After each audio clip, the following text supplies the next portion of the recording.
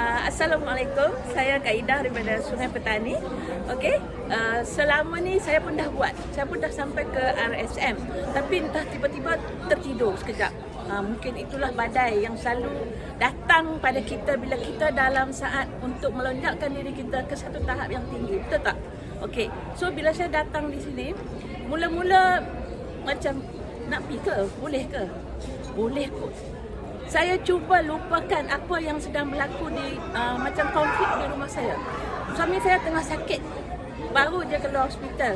Lepas tu saya pula jaga suami sakit, kita pula sakit, kan?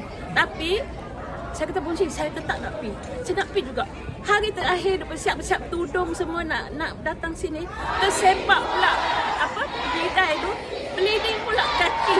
Tapi saya enggak pun saya tetap nak hadir. Sebab saya nak ilmu. Saya tahu di sinilah pentas dan platform untuk saya maju dan terus maju. Sebab saya tahu dan diri saya ada, tapi itulah kalau gegasi itu tak kejutkan kita, kita tak ada gegasi yang akan tolak kita ke atas. Betul tak? Okey. Jadi saya berjanji pada Mr. Seng, dan berjanji pada Bonsi, janji pada Kak Ros dan janji pada semua yang jadi witness saya hari ini, saya pasti di puncak kejayaan. InsyaAllah. Amsterdam.